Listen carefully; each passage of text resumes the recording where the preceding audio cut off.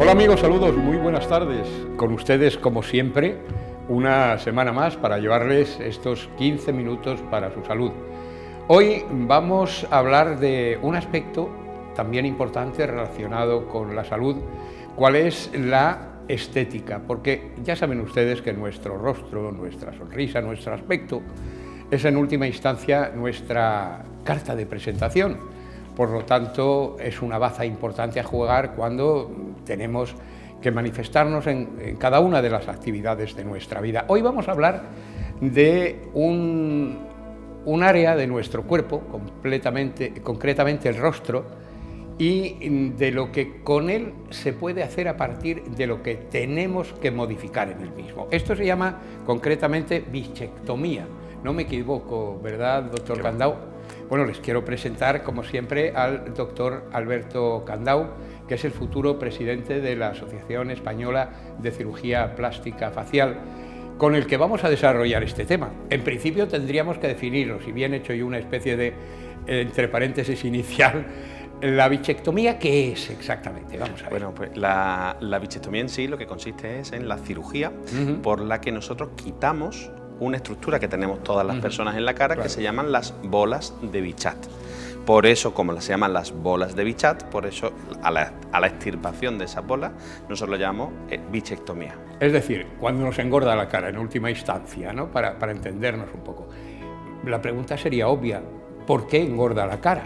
Bueno, todas las personas cuando nacemos tenemos siempre, si cualquiera de nosotros ve la imagen de un bebé, pues siempre tenemos los mofletes así como un poquito más redonditos. La cara, ¿no?, más redondita, efectivamente. Sí. Y es que estas bolas de Bichat sirven precisamente porque cuando estamos en la fase de la lactancia, cuando somos pequeños y no tenemos dientes, para poder realizar los movimientos de succión es necesario tener estas almohadillas en la cara. Entonces, conforme el cuerpo va madurando, esa grasa deja de ser necesaria y debería de irse atrofiando, así como otros órganos en el cuerpo, como el timo, que conforme vamos dejando de necesitarlos, pues se van atrofiando. Lo que ocurre es que, claro, esta es una grasa que genéticamente viene condicionada para resistir a mucha pérdida de peso.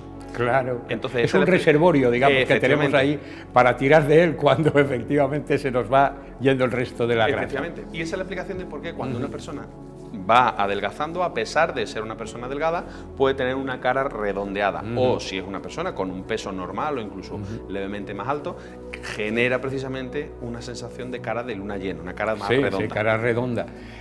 Es curioso cómo el cuerpo es sabio y efectivamente funciona ahí. Nos deja la grasa porque vemos que efectivamente es una manera de reservar efectivamente para cuando falta. Tan sabio es el cuerpo que en esa misma zona, como afortunadamente o desgraciadamente, que nunca se sabe, la intensidad con que necesitamos la masticación y el modo de masticar ahora mismo, pues es muchísimo más blando, hasta incluso las muelas del juicio, que están por ahí también, van desapareciendo. Hay personas a las que ya no les salen directamente las muelas del juicio. Ahora, hemos visto el problema. Ahí se depositan las bolsas de grasa.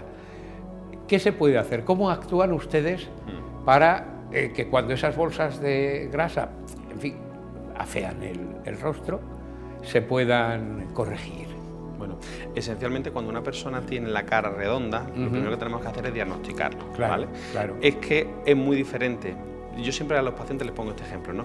Pues claro, aquí cuando nosotros nos tocamos hay grasa, pero no toda esa grasa procede de la bola de Bichat. Por así decirlo, en el cuerpo humano los tejidos funcionan como si fueran capas, como si fuera un sándwich. Entonces, la grasa que podemos quitar de la bola de Bichat es una grasa que es profunda.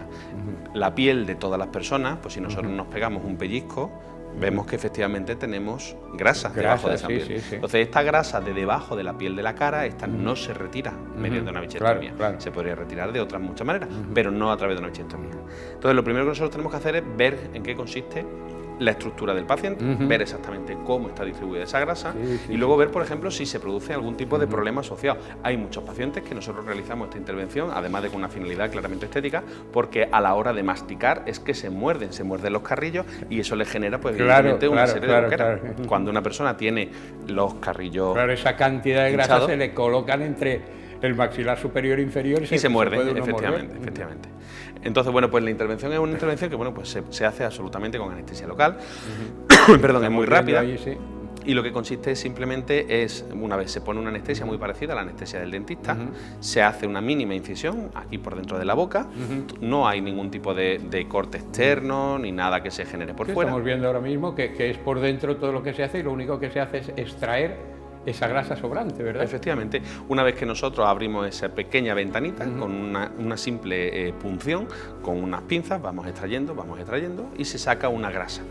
Bien, esa grasa evidentemente tenemos que hacerla simétrica, es decir, tenemos que sacar la misma cantidad de un lado de la del otro. Lógico. Hombre, en una persona estándar, digamos que el volumen de grasa que nosotros tenemos ronda entre los 2 a los 6 o a los 8 centímetros cúbicos. Yo siempre le pongo el ejemplo a la gente que 2 centímetros cúbicos es el tamaño de un dedal de costura de los antiguos, ¿no? Sí. Pues entonces tampoco podemos esperar que una persona que tenga una cara extraordinariamente grande con 2 centímetros o 3 centímetros vamos a conseguir un cambio radical. Pero es precisamente en esas personas que tienen a lo mejor una estructura de la cara un poco más fina, pero que sin embargo ven esta zona de la cara un poco más redondeada, donde vamos a conseguir los mejores resultados. Claro, y especialmente en esas personas que siempre, es muy curioso porque yo tengo pacientes que me dicen, tengo 35 años pero me siguen pidiendo el carné en las discotecas. ¿Por qué? Porque tengo demasiada cara de niño. Cuando una persona tiene demasiada cara de niño, como podemos ver aquí en las imágenes, claro, estamos viendo que eso genera una sensación pues pueril, una sensación de niño en lugar de, por ejemplo, en este caso, de un varón, de un hombre. Ya, y se queda perfectamente, además, ahí lo estamos viendo, cómo en el momento en que se estrecha la parte inferior, efectivamente, automáticamente se rejuvenece, para entenderlo, ¿no? Esto en los hombres, pero es que además en las mujeres genera un efecto muy curioso, y es porque cuando una mujer se maquilla, generalmente suele hacer una sombra en la zona inferior del pómulo. Esa zona es lo que hace un poco el efecto óptico de la transición entre el pómulo y la mandíbula. Cuando una mujer se pone ahí por una sombra, un colorete. Bien, pues ese hundimiento precisamente es el que se consigue con una bichectomía. Claro. Por cierto, que esta debe ser una de las intervenciones más demandadas. Me atrevería a decir que incluso entre los famosos está un poco de moda, ¿no? Quizá sea precisamente la cantidad de famosos que se han ido realizando este procedimiento, quizá los que lo hayan puesto de moda, porque en sí hace aproximadamente pues como unos 10 años, una cosa así, no era un procedimiento tan extraordinariamente difundido. La gente, tú le preguntabas en la calle qué era una bichectomía y no tenía ni idea, y así precisamente como estamos viendo en la pantalla, gracias a todas estas actrices, modelos, famosos, celebrities, que se han ido, bueno, pues marcando los rostros. Estamos viendo imágenes que cambian. Efectivamente. Fijaros, por ejemplo, cómo cambia de una cara de niña con la carita redonda, cuando se realiza esta intervención, pues se quedan unos rasgos mucho más definidos, mucho más femeninos y evidentemente pues mucho más satisfactorios para los pacientes. Y como si tuviéramos, aunque ya lo hemos avanzado hace un momento, esta es una intervención que dura mucho tiempo, que dura poco tiempo, es compleja. No, para nada. Un paciente aproximadamente puede tardar en realizarse la bichectomía menos de 30 minutos. Se incluye, nosotros cuando explicamos el tratamiento siempre le explicamos el tiempo real, me refiero, desde que te deja el taxi en la puerta de la clínica o vienes andando hasta que te vas, ¿no? Por la fotografía, los consentimientos informados necesarios antes del procedimiento, poner esa anestesia local, que es como la de anestesia local del dentista, muy sencilla. Aproximadamente lo que es de procedimiento en sí pueden ser entre 20 y 30 minutos. O sea, que el tiempo total que se invierta a lo mejor puede ser totalmente una hora. O sea que vamos, es una intervención que se realiza con una gran rapidez, con una gran comodidad por parte del paciente. ¿Y cómo se puede determinar si realmente se necesita o no una bichectomía? Y esto es viable, por otra parte. Evidentemente hace falta una exploración, como hemos comentado antes, ¿no? Tenemos que palpar, tenemos que tocar exactamente cómo está esa zona de la cara, pero hay una manera que nosotros tenemos de determinar muy específicamente si un paciente necesita o no. Es a través del análisis que se hace sobre la cara del paciente en lo que se llama la posición de 3/4. Esto para la gente que está en casa es como si tú te miras de frente justamente a la cámara, digamos esa es la vista frontal. La vista lateral es cuando está completamente el perfil. La vista de 3/4 sería como un poquito girada la cara, de manera que en esa visión, en esa fotografía, la punta de la nariz toca el pómulo. Justamente en esa zona nosotros tenemos que ver si el carrillo, en esta foto de casi perfil, vemos si esta zona de aquí, la correspondiente a la grasa de la bola de Bichat, sobresale o no. El efecto bonito, lo que deberíamos conseguir sería una línea plana que va desde el punto de más prominencia del pómulo al punto de más prominencia del mentón, y debería ser una línea recta. Cuando nosotros tenemos esas grasitas marcadas, entonces vemos que aquí en esta zona se forma una barriguita, efectivamente. Y esa es una de las cosas que nosotros solemos hacer, tanto para la valoración de los pacientes como para el seguimiento, ¿no? Para ver si la cirugía ha sido satisfactoria. Estamos viendo que se trata de una intervención corta, sin problema para el paciente, bastante generosa, puesto que por parte del varón se consigue un rejuvenecimiento evidente y por parte de la mujer modificar esa cara de niña a los gestos, digamos, que corresponden a una mujer adulta, ese rostro anguloso y encantador que ofrecen la inmensa mayoría de las actrices, que no me cabe la menor duda de que han pasado por las manos de algún profesional como usted en muchos casos. Porque eso sí que me ha llamado siempre la atención, y con esto vamos a concluir el programa, doctor, la cantidad de rostros que vemos que son prácticamente iguales. Sí. O por lo menos parecidísimos entre las actrices, especialmente entre las actrices americanas. Me sorprende mucho, veo unas series y está viendo personas que dices, es la misma actriz, y que va, se trata de otra persona, ¿no? Pero cuando nosotros estamos... Ese es un fenómeno que además a nosotros como cirujanos nos preocupa mucho, ¿no? Porque aquí el problema está en que muchas veces los pacientes vienen con una idea predefinida demasiado estricta.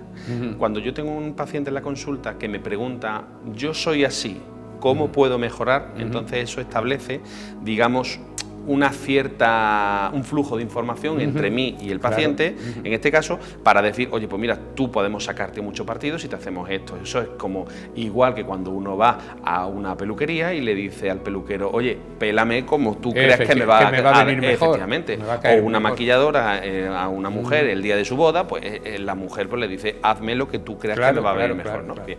Eso se contrapone un poco cuando llega un paciente y me dice, a mí quiero que me pongan la nariz de... o quiero las orejas de, o los labios de. Pues a lo mejor es que eso no van a venir tan bien a su rostro. Entonces, ¿qué ocurre? Que sí que es verdad que esto es como los patronajes de moda, ¿no? Tú, una firma de moda elegante saca una colección y en 24 horas tiene ya copiados los modelos, ¿no? Porque hasta cierto punto el reproducir esas técnicas no son difíciles. Lo difícil es saber si esos labios concretamente o esos pómulos van a quedar bien en la cara del paciente, efectivamente. Entonces ese es uno de los problemas que hemos visto. Muchísimas narices operadas entre los años 90 y el principio de los 2000 en Estados Unidos eran todas exactamente iguales, finitas, muy respingonas, muy estrechitas. Eso no a todas las caras les va bien, evidentemente. Pues nos ha quedado completamente claro un tema que sin duda tiene su importancia, y yo le quiero emplazar para que la semana que viene sigamos hablando de algo tan importante como es el cuidado de nuestro propio aspecto físico. Hasta dentro de 7 días, doctor. A ustedes, amigos telespectadores, pues lo mismo, procuren ser felices, pásenlo bien y vuelvan con nosotros la próxima semana. Hasta entonces, saludos.